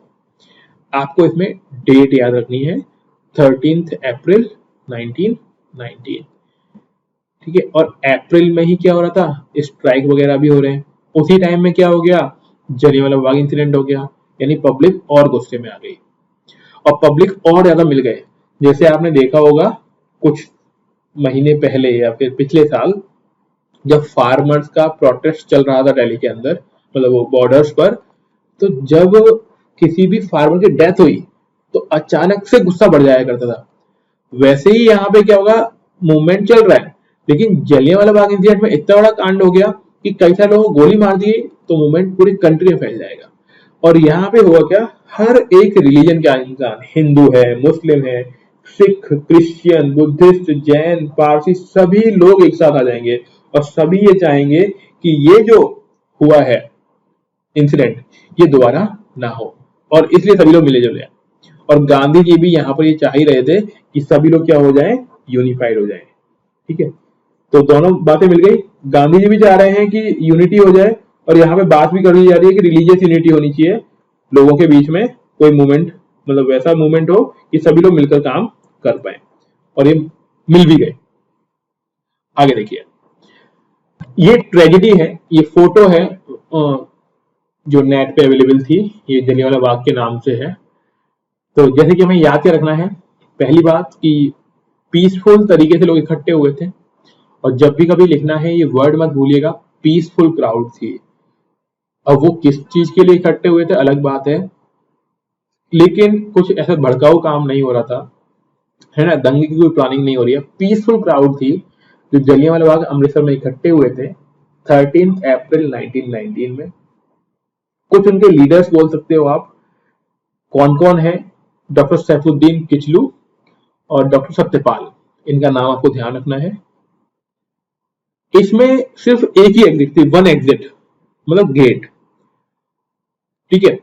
तो लिखा हुआ है Jallianwala Bagh had only one exit, its other three sides were enclosed by building, मतलब तीनों साइड से बंद, सिर्फ एक तरफ से खुला हुआ है। और जनरल डायर यहीं पे आ गए भाई साहब, और इन्होंने क्या किया, गेट पे खड़े हो गए, अपनी आर्मी खड़ी कर दी और बोला कि चला दो भैया, गोलियां चलाओ। और कब तक गोलियां चला गई, firing till their ammunition was exhausted, जब तक कि उनका एम्यूनिशन खत्म नहीं हो गया, नहीं गोला बारूद, गोलियां खत्म नहीं हो गई। Thousands of innocent demonstrators were killed and many more wounded, यानी घायल हो गए बहुत सारे लोग, और हर किसी के एक आध गोली तो पड़ी गई होगी मान लो, क्योंकि सबके ऊपर गोलियां चलाई गई हैं, है ना। अब ये बहुत बड़ा इंसिडेंट है कि भाई भगने का मौका भी नहीं दिया, अनाउंसमेंट भी नहीं की। पुलिस जब भी गोली चलाती है उससे पहले अनाउंस करती है कि भैया हाथ खड़े कर दो नहीं तो गोली चला देंगे, और यहाँ पे ऐसा कुछ भी नहीं हुआ है। पूरी कंट्री में गुस्सा होगा। रविन्द्रनाथ टैगोर अपना टाइटल जो नाइटहुड का उन्हें मिला हुआ था वो वापस कर देंगे कि भैया ले लो, नहीं चाहिए तुम। और अब इसका मीनिंग क्या है, किसी का टाइटल वापस कर देना, ये गवर्नमेंट के अगेंस्ट किस तरीके से, ये बताओ, कौन बता सकता है इस बारे में कि टाइटल वापस कर देना मूवमेंट कैसे, मतलब कैसे यहाँ पे हम बोल सकते हैं कि भैया तुम्हारा टाइटल है वो ले जाओ अपना, तो इससे आप कैसे उनके अगेंस्ट कुछ काम कर रहे हो, किसी को आइडिया है? चलो इसको मैं दो तरीके समझाता हूं आपको। पहला जो नॉर्मल, जैसे आपको सुनकर हंसी आ जाएगी, कि मान लो किसी दिन तुम्हारे पापा, मतलब ऐसे बड़े हुए हो बचपन में, है ना, छोटे पे पापा पीट दें और आप पापा को बोल दो कि आज से तुम मेरे पापा नहीं हो। अब जितनी पिटाई सामने वाले ने करी है ना, उससे बड़ी बात यह है कि आपने बोल दिया कि आज से तुम मेरे पापा नहीं हो, मतलब अब मैं तुम्हें सुप्रीम नहीं मानता हूं, तुम मेरे ऊपर नहीं हो। वैसे ही अगर कोई इंसान गवर्नमेंट का दिया हुआ टाइटल रिटर्न कर देता है, उसका मतलब यह है कि अब वो आपको सुप्रीम नहीं मानता है, वो आपको अथॉरिटेटिव नहीं मान रहा है, और इसका मतलब ये भी निकल के आता है कि आप अपनी मतलब उस वैल्यू को गिरा चुके हो। और यहाँ पे यही किया जा रहा है, कोई भी टाइटल लौटा देना मतलब अब आप उस ग्रुप को, उस ऑर्गेनाइजेशन को, उस गवर्नमेंट को सुप्रीम नहीं मान रहे हो, इसीलिए टाइटल लौटाए जाते हैं। और एक टाइटल वापसी वाला मुद्दा चला भी था अभी कुछ दिन पहले, कुछ साल पहले, सॉरी, देखा होगा आप लोगों ने टीवी पर, अलग अलग लोगों ने अपने जो भी अवार्ड मिले थे वो वापस कर देते हैं, जिसे बोला गया था अवार्ड वापसी। आगे चीज देखिए, ये आज के टाइम की मतलब फोटो है जलियांवाला बाग की मैसेकर के बाद, या फिर आप जाएंगे कभी घूमने तो आप देख सकते हैं। हालांकि बस नॉलेज के पॉइंट ऑफ व्यू से डाली हुई है, इसमें कुछ याद करने की चीज नहीं है। आगे देखिए, ये दो पर्सन है मोहम्मद अली एंड शौकत अली। ये बेसिकली दोनों भाई थे और ये चलाएंगे एक मूवमेंट जिसे बोलेंगे खिलाफत मूवमेंट, ठीक है। और ये किसके साथ चलाया गया था, तो मैंने भी थोड़े पहले बताया था आपको कि जो कैलिफ था उसके साथ जो मिसबिहेव किया गया था उसके अगेंस्ट उन्होंने मूवमेंट किया, और रॉलेट एक्ट के थ्रू जो दिक्कतें हुई और जलियांवाला बाग में जो हुआ, उन तीनों चीजों का मिला जुला रूप ये होगा कि कंट्री में मूवमेंट स्टार्ट होगा जिसे बोला जाएगा खिलाफत मूवमेंट। और इसी का इंडियंस का जो मतलब सॉरी अपन ऐसे बोल सकते हैं, इंडियंस तो बोलना सही नहीं होगा उस टाइम, जो महात्मा गांधी जी मूवमेंट चला रहे हैं उसे क्या बोला जाएगा, नॉन कॉपरेशन। जैसे खिलाफत का अगर आप इंग्लिश में ट्रांसलेशन करोगे तो वो क्या निकल के आएगा, नॉन कॉपरेशन मूवमेंट, ठीक है। तो यहाँ पे लिखा हुआ है जो चीज मैंने आपको समझाई थी कि खिलाफत मूवमेंट क्यों इमर्ज हुआ, तो लिखा हुआ है कि जो टर्की का एम्पायर का जो रूलर था, ठीक है, सुल्तान जो है जिसे कैलिफ बोलते हैं, ठीक है, उसके साथ क्या किया गया, मिसबिहेव किया गया। तो ये आपको सामने दिख रहा होगा है ना, आप कनेक्ट कर पाएंगे चीजों से। और मेरा थोड़ा पेन पता नहीं क्यों आज काम नहीं कर रहा है ये प्रॉपरली, तो आपको वो दिखता होगा इरेजर जैसा है ना, जहां पर इरेजर पहुंचे ना वहां पे थोड़ा ध्यान दीजिएगा। तो ऑटोमन, सर ये 1923 में सर ये कैलिप्स को पूरी तरीके से बैन कर दिया गया था ना। हाँ जी, मुस्तफा बिन पाशा, जो भी सर कमाल पाशा नाम था उसका। हाँ हाँ सर बिल्कुल, वो क्या कहते हैं मतलब जब ये हार गए सर, टर्की हार गई पूरा का पूरा, हाँ तो ऑटोमन एम्पायर था सर पूरा, ईरान इराक और सर मिस्र तक था पूरा, बिल्कुल उसको बिल्कुल, कब्जा कर दिया गया और हाँ टर्की को एक छोटा सा हिस्सा दे दिया गया और उनका पूरा ये पदवी छीन ली गई और साथ में उनको मतलब वही कह दिया गया बिल्कुल कि अब बिल्कुल, ऐसी कोई भी पदवी नहीं है खलीफा वाली, हाँ हम इतने में ही शासन करेंगे। बिल्कुल, उसी को बोला जा रहा है।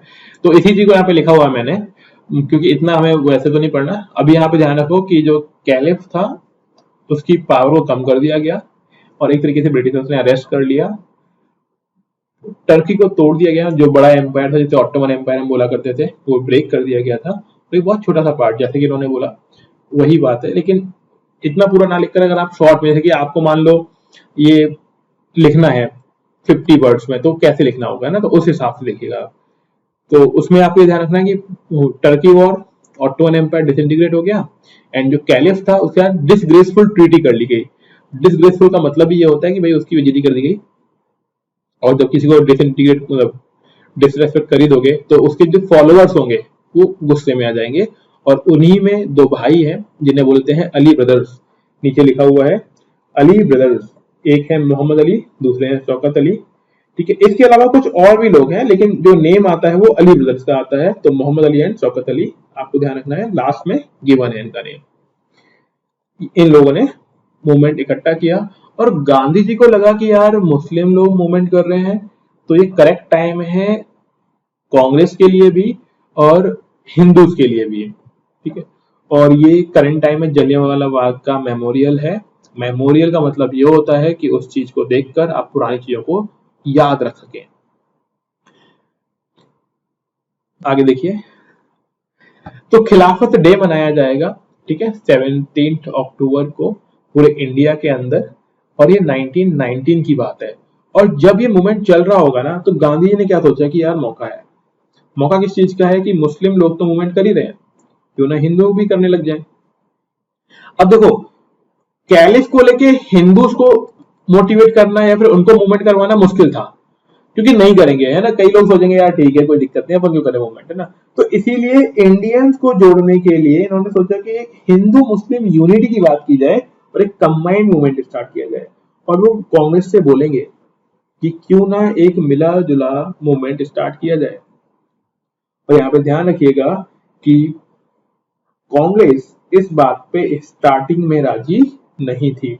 Mahatma Gandhi was elected the president of the all India Khilafat conference in November 1919। ये लाइन आपको ध्यान रखनी है कि ये प्रेसिडेंट बनेंगे ऑल इंडिया खिलाफत कांग्रेस के,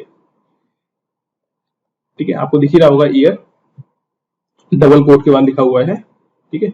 यहां से लिखिए ये वाला कि ऑल इंडिया खिलाफत कॉन्फ्रेंस के प्रेसिडेंट। अब कई बार एक क्वेश्चन स्टेटमेंट में लिखा हुआ आता है, हमें लगता है यार गांधी जी तो नहीं बने होंगे, बट ये बने हैं यहाँ पे। और यहाँ पे ही advise the Khilafat committee to adopt a policy of non corporation with the government. और यहाँ पर ये खिलाफत कमिटी को बोलेंगे कि देखो गवर्नमेंट के साथ हमें एक नॉन कॉर्पोरेशन मूवमेंट चलाना चाहिए। नॉन कॉर्पोरेशन का मतलब यह होता है कि गवर्नमेंट बोले कि आओ स्कूल में पढ़ने आओ, तो बोलेंगे नहीं पढ़ने आएंगे। गवर्नमेंट बोले कि केस सुनाओ, तो लॉयर्स कोर्ट में ही ना जाए। तो गवर्नमेंट जितनी भी हेल्प या सपोर्ट मांगे उसमें कॉर्पोरेट नहीं करना है। यही है नॉन कॉर्पोरेशन का बेसिक मोटिव, और इसे खिलाफत के साथ जोड़ा गया। अब इसमें एक क्वेश्चन पूछा जाता है कि बताइए खिलाफत मूवमेंट और नॉन कॉर्पोरेशन मूवमेंट क्या एक साथ चल रहे थे? तो देखो एक साथ चलेंगे, बट पहले क्या चीज स्टार्ट हो गई थी? खिलाफत मूवमेंट स्टार्ट हो गया था। खिलाफत मूवमेंट चल रहा था, इसकी वजह से हमने आगे नॉन कॉर्पोरेशन उसमें एड ऑन किया है। तो ये कई बार क्वेश्चन एनालिटिकल पूछ सकता है आपसे, तो ध्यान रखिएगा। ऑलरेडी खिलाफत कमेटी बनी हुई थी, खिलाफत डे मना चुके थे ये लोग, तो मूवमेंट डे पहले चल रहा है, बट कंबाइंडली होकर नॉन कॉर्पोरेशन आगे बनेगा, ठीक है। उसके लिए कुछ सेशंस होंगे, वो आपको ध्यान रखने हैं। तो यहाँ पे देखिए, by August 31st 1920 the Khilafat non-cooperation movement started. People resigned from government services, shops selling foreign goods were picketed, यानी धरने दिए जा रहे हैं शराब की दुकानों पर, विदेशी सामान जहां पे मिल रहा है वहां पर, ठीक है। और बच्चों के मजे, छुट्टी, स्कूल नहीं जाना। कॉलेज लेक्चरर वगैरह भी बॉयकॉट कर चुके हैं स्कूल को, कॉलेजेस को, हड़ताल की जा रही है, ठीक है। और एंड में आते आते by the end of the 1920 the Khilafat movement and the Congress non corporation movement emerged into one nationwide movement. ये लाइन ध्यान रखिएगा, 1920 आते आते स्टार्ट हो रहा है मर्ज होकर, है ना, उससे पहले नहीं। आगे देखिए, in 1921 the Khilafat committee appeal to the all Muslim not to join the police and arm forces and not to pay taxes. 1921 में खिलाफत कमेटी ने बोल दिया भैया टैक्स भी पे मत करो, नौकरी में मत ज्वाइन करो, आर्मी मत जाओ, क्योंकि इससे होगा ये कि अगर हर कोई पुलिस की जॉब छोड़ दे तो ब्रिटिशर्स के पास इतने सोल्जर्स भी नहीं थे कि वो इंडिया में कंट्रोल कर पाते। बदले में क्या होगा? अली ब्रदर्स को अरेस्ट कर लिया जाएगा, arrested on charges of sedition. Sedition का मतलब आप लोगों को मालूम ही होगा, देशद्रोह, ठीक है। देशद्रोह का मतलब ये होता है गवर्नमेंट के अगेंस्ट कोई एक्टिविटी करना, कि गवर्नमेंट के अगेंस्ट एक्टिविटी की जा रही है, इसलिए अली ब्रदर्स को अरेस्ट कर लिया गया। ये कहानी इतनी है। अब देखो ये खत्म कैसे, मतलब मूवमेंट का डाउनफॉल कैसे होगा, हालांकि अभी आगे और भी है, बट मैं समझा देता हूं थोड़ा पहले आपको। गांधी जी ने सोचा था कि मुस्लिम्स और हिंदू मिलकर मूवमेंट करेंगे। दिक्कत ये हुई, जिस कमाल पासा, जिस कैलिफ को पकड़ रखा था ब्रिटिशर्स ने, अब ब्रिटिशर्स ने बोला भैया बोल दो कि हमारे लिए मूवमेंट ना करें, हम इसमें ही खुश हैं, अपनी कंट्री बना ली, अच्छी बात है, नहीं तो और टॉर्चर करेंगे।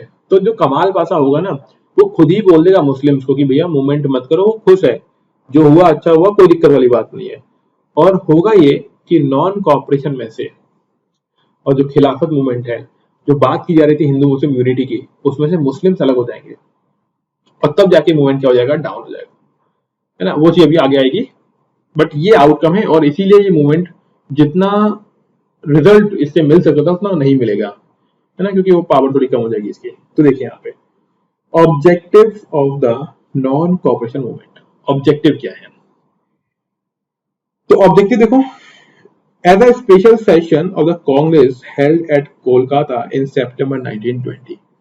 एक चीज और ध्यान रखनी है आपको, कांग्रेस के सेशंस जो हैं वो दिसंबर में होते हैं, अभी भी दिसंबर में होते हैं। और अगर दिसंबर के अलावा कभी भी कांग्रेस का सेशन हो जाए, सेशन का मतलब है मीटिंग, अगर कांग्रेस सेशन कभी भी हो जाता है दिसंबर के अलावा तो उसे बोला जाएगा स्पेशल सेशन। और ये स्पेशल सेशन रखा ही इसलिए गया था कि नॉन कॉपरेशन मूवमेंट को स्टार्ट किया जा सके या फिर उसके लिए अप्रूवल मिल जाए। तो होगा ये 1920 सितंबर के अंदर कोलकाता में जो हुआ सेशन, उसमें special resolution was adopted excepting non cooperation movement as the only option left open for the people of India. ये बोला गया कि अब और कोई रास्ता बचा नहीं है, अब तो नॉन कॉपरेशन मूवमेंट स्टार्ट करना ही पड़ेगा। उसके बाद जब नागपुर में नॉर्मल सेशन होगा और उस टाइम इसको अप्रूवल दे दिया जाएगा कि अब मूवमेंट स्टार्ट करो। तो ध्यान दो, नॉर्मल सेशन कब होता है? दिसंबर में। अब दिसंबर में अप्रूवल मिला तो बेसिकली 1921 से स्टार्ट होगा नॉन कॉपरेशन मूवमेंट। तो आपको ये ध्यान रखना चाहिए कि नॉन कॉपरेशन मूवमेंट कब से स्टार्ट हुआ? 1921 से। और खिलाफत का इश्यू कब से चल रहा है? 1919 से, क्योंकि उनके कैलिफ के साथ तो ट्रीटी तभी हो गई, उनको दिक्कत तभी है।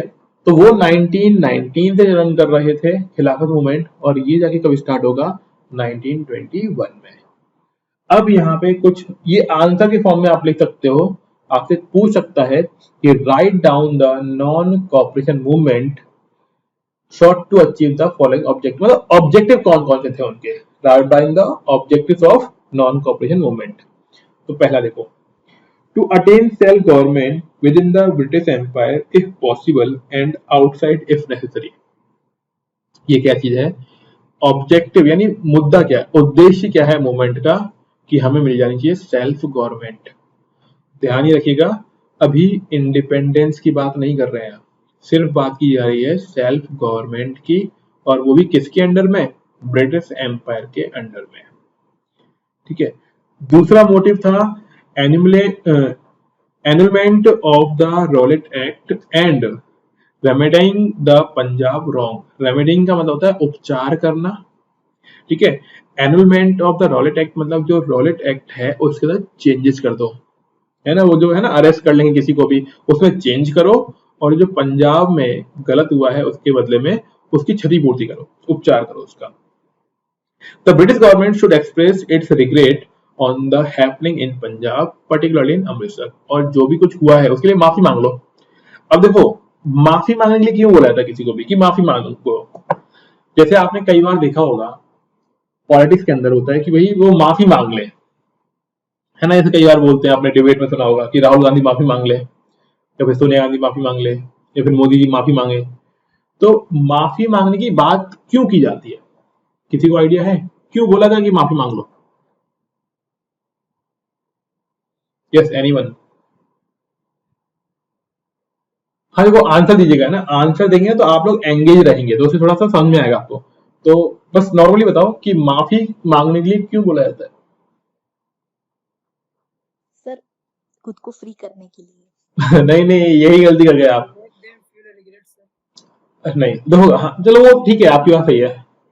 देखो, पॉलिटिक्स में माफी मांगने का मतलब क्या है? पॉलिटिक्स में ये होता है कि अगर आपने माफी मांग ली, इट मीन्स आपने गलती की थी। और अगर कोई इंसान एक बार माफी मांग लेता है तो बोलते ओ मतलब आपने जानबूझ के गलती की है, या फिर आपसे गलती हुई है। और अगर एक बार गलती हुई है तो वो फिर फ्यूचर में भी हो सकती है। तो अगर ये मान लिया जाए कि अगला इंसान माफी मंगवा लो आप किसी से, इसका मतलब ये है कि वो गिल्टी है, उसने गलत किया था। और यहाँ पर ये क्या बोला जा रहा है कि गवर्नमेंट माफी मांगे। अगर गवर्नमेंट माफी मांग लेती है तो इसका मतलब ये निकल के आता है कि गवर्नमेंट ने गलत किया। इट मीन्स गवर्नमेंट का डिसीजन गलत था। कौन सा डिसीजन? वहां पे गोली चलवाने का। इसीलिए बोला जा रहा है कि वो रिग्रेट एक्सप्रेस करें। और रिग्रेट एक्सप्रेस कैसे करेंगे? माफी मांगकर, है ना। तो ये चीज ध्यान रखिएगा। अब गवर्नमेंट माफी मांगेगी नहीं, भाई जिसके पास पावर हो वो माफी मांगेगा नहीं। अगली चीज, रेमेडिंग द खिलाफत रॉन्ग, और खिलाफत में जो किया गया है ना, मतलब जो कैलिफ के साथ किया गया उसको भी वापस करो, तो रिस्टोर करो old status of the sultan of Turkey. Old status का मतलब ये है कि जितनी पावर पहले थी उतनी ही दे दी जाए, ये भी इनका एक मोटिव था, यानी ये भी एक इनका मुद्दा था मूवमेंट करने का। ये दो फोटोज हैं, ये आप देख सकते हो, एक राजेंद्र प्रसाद की फोटो है, दूसरा रविन्द्रनाथ टैगोर। रविन्द्रनाथ टैगोर क्यों? क्योंकि वहां पे उन्होंने वो अपनी टाइटल वापस किया था ना उसके लिए, और राजेंद्र प्रसाद यहाँ पे इस मीटिंग में मतलब होंगे जो खिलाफत वाला था उसके अंदर। आगे देखिए प्रोग्राम, क्या क्या एक्टिविटी की जा रही है नॉन कोऑपरेशन मूवमेंट के अंदर। ये 3 मार्क्स, मतलब ऐसे समझ लीजिए आपकी 30 वर्ड्स या 50 वर्ड्स में आपको लिखने के लिए आ सकता है। और अगर एक क्वेश्चन आएगा, मान लो कि 12 नंबर का आ रहा है, तो 3-4 नंबर का ये पार्ट आता है ना, जब भी पूछा जाएगा तो आपसे। तो प्रोग्राम्स क्या क्या हो रहे हैं? पहला है boycott the government schools colleges and court, boycott of foreign goods, ठीक है, बॉयकॉट ऑफ इलेक्शंस, ठीक है, रेजिग्नेशन दे देना अपनी अपनी सीट से जहां पर भी जो भी कोई काम कर रहा है, टाइटल्स और ऑनर्स जितने भी दिए गए उनको सरेंडर करना, और गवर्नमेंट के किसी भी फंक्शन को अटेंड नहीं करना। ये सब कुछ किस में आ रहे हैं? नॉन कोऑपरेशन में। तो कोई पूछता है क्या क्या एक्टिविटी हुई, कौन कौन से प्रोग्राम्स हुए, तो इनको आप लिख दीजिएगा।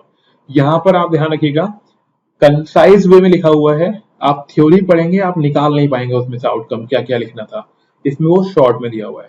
तो इन पॉइंट को आप यूं का यूं टिका सकते हो आंसर के अंदर, करेक्ट है ये, ठीक है। कोई पूछता है programmes during the non cooperation movement, ये लिख दो, परफेक्ट, करेक्ट है, ठीक है। अगला देखिए, अगला है स्वदेशी प्रोग्राम।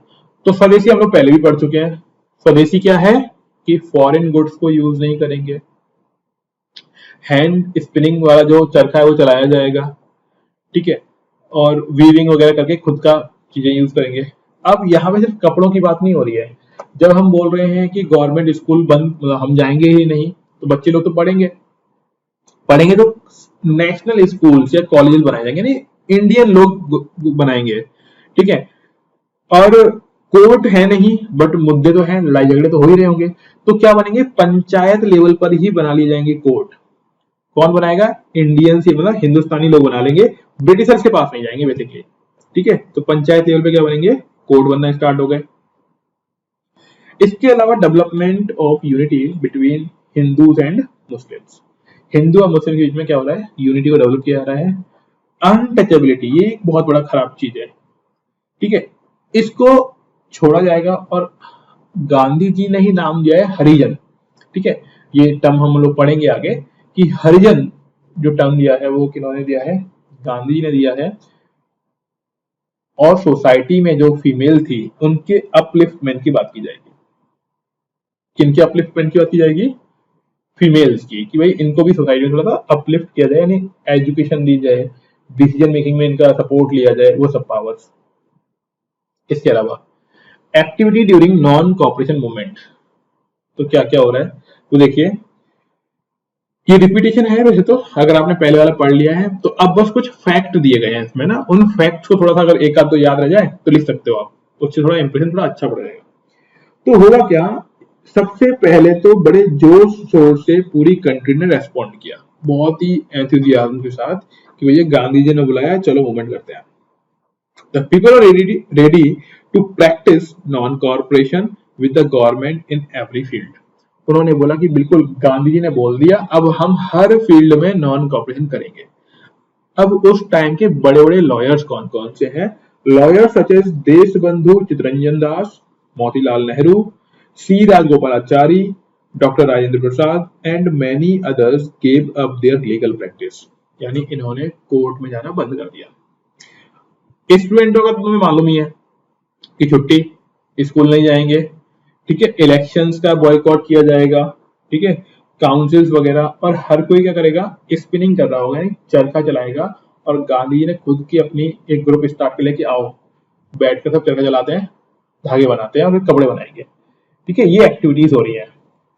आगे ये जामिया मिलिया इस्लामिया, ये यूनिवर्सिटी है, ये उस टाइम डेवलप होगा, देखा ही होगा आप लोगों ने, दिल्ली के अंदर है, ठीक है।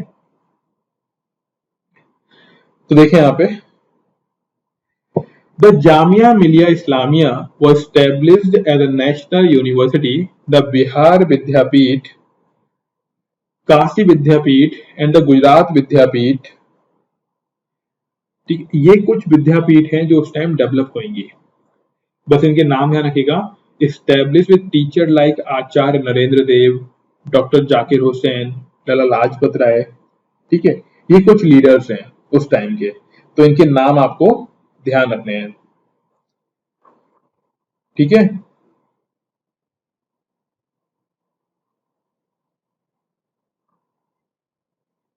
हाँ जी, समझ में आ रहा है यहां तक, है ना। स्नेहा की बड़ी फिक्र थी मेरे को। स्नेहा कथा जैसी तो नहीं लग रही है तुमको? चलो ठीक है, बस फिर संतुष्टि है मेरे को। आगे देखो, Rabindranath Tagore and many other distinct citizen of India. Distinct जाने पहचाने नामी ग्रामी लोग थे ये।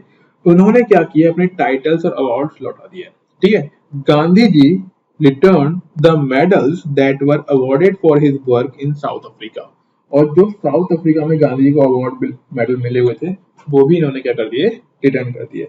और मैं बता ही रहा हूं आपको, अवार्ड रिटर्न करने का मतलब ही क्या होता है कि वो पावर उनकी नहीं मान रहे हैं और अब वो उनको सुप्रीम अथॉरिटी नहीं मान रहे हैं, ठीक है। इतना क्लियर?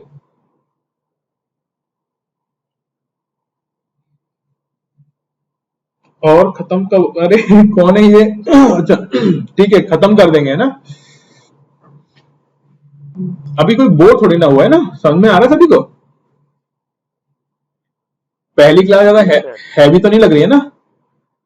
थोड़ा हेवी है। अच्छा चलो हैवी, चलो ठीक है, हैवी लगा तो रोक देते हैं ना, ऐसे परेशान नहीं करना है, कोई दिक्कत नहीं। पहली दिन है आज, कोई दिक्कत, लेकिन धीमे धीमे अपने माइंड को सेटअप करो आप कि हम लोग एटलीस्ट 1.5 घंटे तो बैठेंगे ना, 1.5 घंटे के ऊपर ही रहेगा, लेकिन एटलीस्ट हम लोग 1.5 घंटे रहें, क्योंकि अगर 1.5 घंटे से कम रहेंगे हम लोग, तो जितना हमने टारगेट डिसाइड किया ना उतने टाइम में कंप्लीट नहीं कर पाएंगे, है ना। क्योंकि आगे जाके जैसे संडे ऑफ रहेगा, एक चीज तो ये, और हम लोग वीक में 3 दिन रहेंगे, एक दिन आपको हर दिन ऑल्टरनेटिव डे रहेगा, एक दिन छोड़कर एक दिन, है ना। तो 1.5 घंटे का आप माइंड सेटअप करके बैठिए, और जितना पढ़ा दिया जाएगा उसका मैं अगले दिन आपको पीडीएफ दे दूंगा, और इसकी रिकॉर्डिंग भी कोशिश करेंगे 2 दिन के अंदर आपको मिल जाए यूट्यूब पर, है ना। तो थोड़ा सा ये ध्यान रखना है, और थोड़ा कमर कस लो, मेहनत करनी पड़ेगी अगर सिलेक्शन चाहिए तो। और एक चीज जरूर ध्यान रखिएगा, हाँ एक चीज और, बस एक चीज और बोल देता हूँ फिर आप बताइएगा। जितने भी लोग नोट्स के पीछे भाग रहे हैं ना, वो बिल्कुल वेस्ट है, वो मत करिए आप। नोट्स तभी काम आते हैं जब आपने वो समझा हुआ हो, है ना। और ये भी चीज ध्यान रखो, आपको एक भी ऐसा एग्जाम्पल कभी नहीं मिलेगा जो ये इंसान बोल दे कि सिर्फ भैया नोट्स कलेक्ट किए मैंने और मेरा सिलेक्शन हो गया, एक भी नहीं मिलेगा। जितने भी लोग फेसबुक वगैरह किसी भी प्लेटफॉर्म पे नोट्स मांग रहे हैं ना, वो नोट्स ही लेते रहेंगे, बस उनको समझ में नहीं आ रहा है। तो इसीलिए उस चीज से बिल्कुल मत घबराइएगा, आप पढ़ें, चीजों को समझें, अंडरस्टैंड करें, क्योंकि आईएएस रट कर नहीं बना सकता, समझ कर बन सकते हो आप, ठीक है। तो बस ये मेरी तरफ से है। हाँ, अब आपके जो भी क्वेश्चन है पूछ लीजिए 1 बाय 1। सर वीकली अगर टेस्ट लेंगे मॉक टेस्ट तो अच्छा होगा। अब देखो, इतनी मेहनत फ्री में मत करवाओ, है ना। वीकली टेस्ट की बात हम आगे करेंगे, है ना। टेस्ट वाला काम थोड़ा सा हेक्टिक है, ओके सर, है ना। वो उसके लिए समझ लो ना, देखो मेरी ऑलरेडी क्लासेस रहती हैं, मैं किसी मतलब कुछ कोचिंगों में पढ़ाता हूं मैं, तो उसके बाद प्रिपेयर करना बड़ा डिफिकल्ट है, तो उसके लिए इंसान रखना पड़ता है ना, मतलब कोई किसी बंदे को हायर करना पड़ेगा, तो उसके लिए फिर रुपए खर्च होते हैं ना, तो उसके बारे में हम लोग सोचेंगे। हालांकि वो भी चला रखा है हम लोगों ने, बट अभी मैं एग्जाम की कमिट नहीं कर रहा हूं, मैं एग्जाम में आपको बताऊंगा कि किस तरीके से रखेंगे। हालांकि वीकली तो नहीं रखेंगे, रखेंगे तो 15 दिनों में रखेंगे, वीकली में नहीं रहेगा सही, बट उसका हम आगे सोचेंगे। पहले आप क्लासेस करिए, कंफर्टेबल हो जाइए, फिर हम लोग टेस्ट के बारे में सोचेंगे, ठीक है। बाकी टेस्ट रखेंगे, उसकी चिंता ना करें आप, ठीक है। और कोई क्वेश्चन किसी का?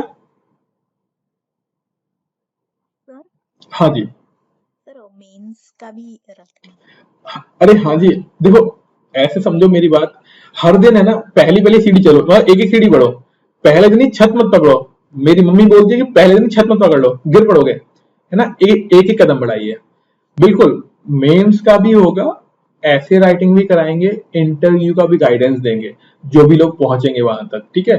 तो वो सब कुछ रहेगा, बट अभी हमारा मेन फोकस पहले रखो प्रीलिम्स पर, प्रीलिम्स के साथ मेंस की प्रैक्टिस करिए, देन हम लोग आगे का सोचेंगे, ठीक है। कराएंगे, मेंस का भी कराएंगे, ठीक है।